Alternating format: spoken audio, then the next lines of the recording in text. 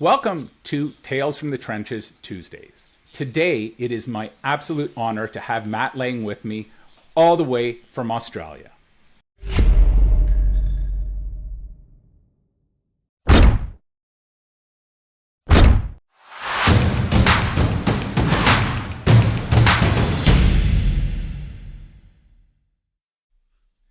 Matt has worked for some of Australia's most iconic and enduring charities, including the Salvation Army, Royal Children's Hospital Foundation, Lifeline Queensland, and the Mater Hospital Foundation. Service to the community is in Matt's DNA.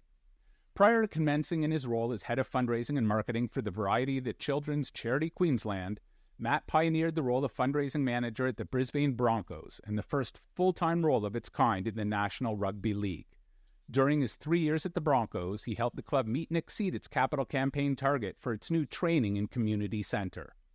Matt believes that humanity's search for meaning can be found in great philanthropy and is focusing the remainder of his career on helping people create their own magnificent legacy. So welcome, Matt. Great. Thanks so much for having me, Jack. So what's part of the job that you don't like so much, Matt? Look, at a very practical level, Jack, and this is a radical sort of trivialization compared to what we were just talking about.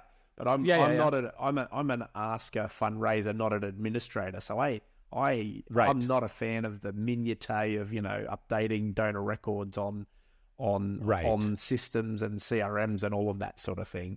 At a kind of trivial level, but probably at a more significant level, probably the least favorite part for me is, often you do see some quite amazing transformative projects and ideas that could possibly come to reality and change people's lives, or change the environment, or whatever it might be, that sometimes left on, as I like to call it, on the cutting room floor of a boardroom, where literally it's an amazing idea, but because of lack of funding, or we can't get the right support, that those ideas don't come to life. So I guess that's probably at a more significant level, the least favorite part of my job is sometimes seeing those great ideas not happen because the funds just aren't there.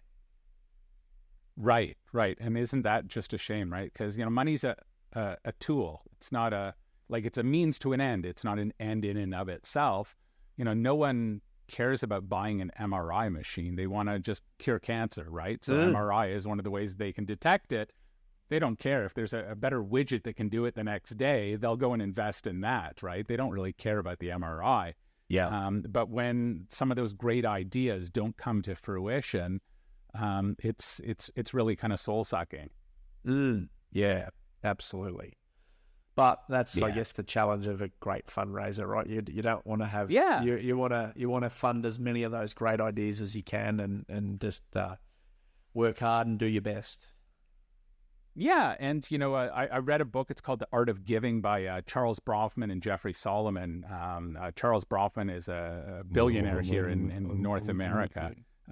He did Seagram's alcohol rye, and they own Universal Studios for a while. That was actually a bad idea, but whatever. But he talks about noble failure from a donor's perspective, where you have to be able to invest in things, and if they don't work, it's not the end of the world, as long as you can learn why it didn't work. And so he's funded things where, the first generation didn't work at all, but by the time it got to the second or third generation of whatever it is they were trying to do, it worked quite well. But if he didn't have the lessons learned from generation 1 and 2, they never would have got to generation 3.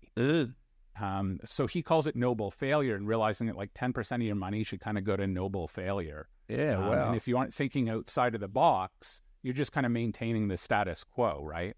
Yeah, I love that idea. Yeah, that's great. Yeah. So I'm sure that you've been in the business for 25 years, and I'm sure that people call you up and say, "Hey, Matt, can I take you for a coffee or a beer?" As we in the Commonwealth will likely do, and try to kind of pick your brain about joining this, I think, a very noble profession.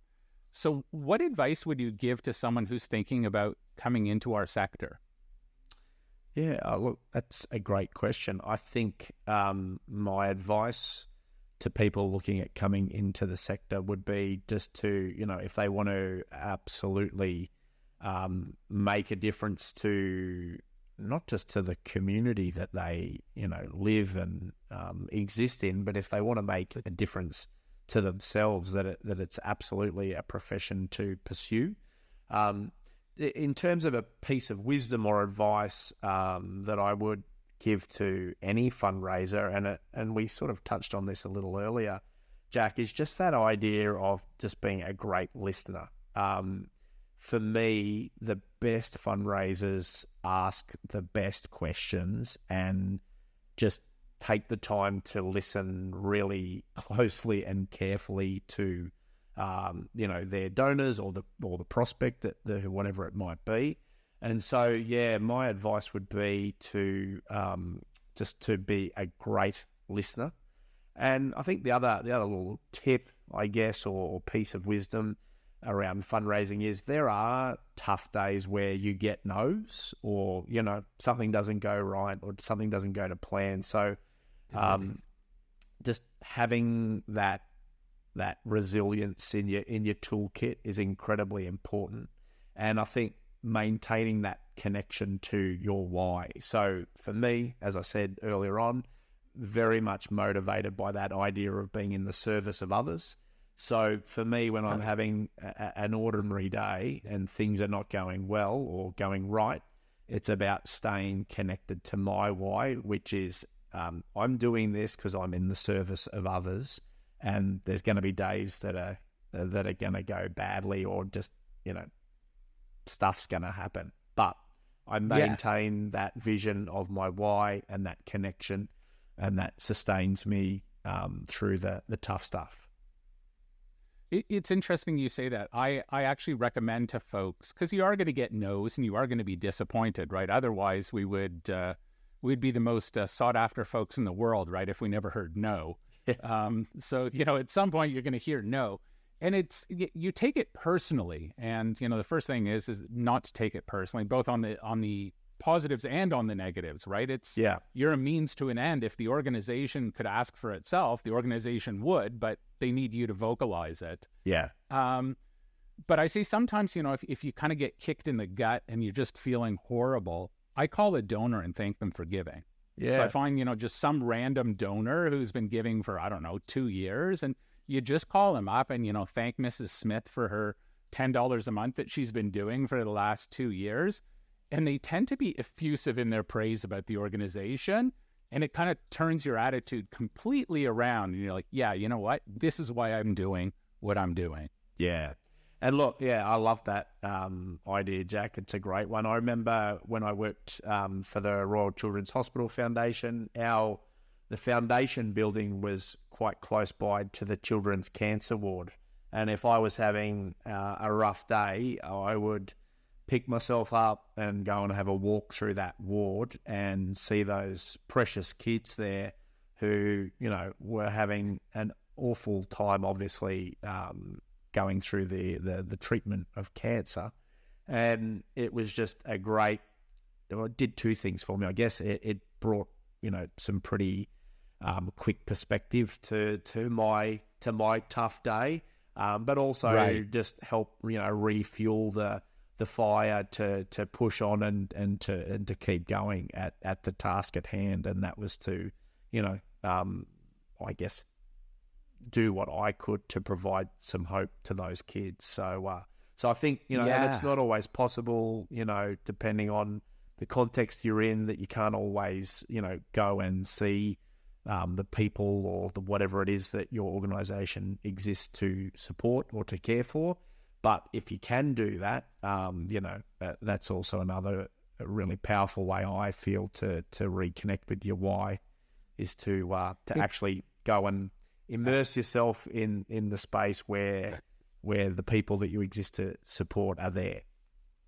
That's so important, to hive off the fundraising arm into like some building or some area that is kind of secluded.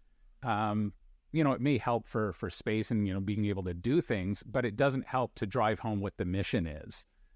So, if you're removed, you want to go out and make a conscious effort to go and see those end users of your program, if possible, on a regular basis. It just drives everything right home. Yeah, for sure. Wow. Well, Matt, this has been absolutely amazing. I thank you so much for your time. If folks wanted to get hold of you and to connect with you, what's the best way of doing that? Yeah, sure. Look, they can get in touch with me via LinkedIn if they just type in, search Matthew Lang, Variety, the children's charity. They'll be able to track me down that way. So that's probably the best way. They can reach me via email as well. Can I give out my email address? Or yeah, I'll put it in the show notes. Yes, perfect. So it's Matthew with 2 T's .lang, Lang, at varietyqld.org.au. Wow. Yeah. Thank you, Matt. Thank you so much. This has been a hoot. Yeah, no, I've absolutely loved it, Jack. I appreciate you, offering me the opportunity to have a chat to you. It's been fantastic. It's just out of interest, this is my sort of debut podcast. So first time I've been involved in a podcast, so new experience for me, and I've absolutely loved it. Thank you so much, Matt. Yeah, great. Hi, folks. Don't forget to hit the subscribe button right here.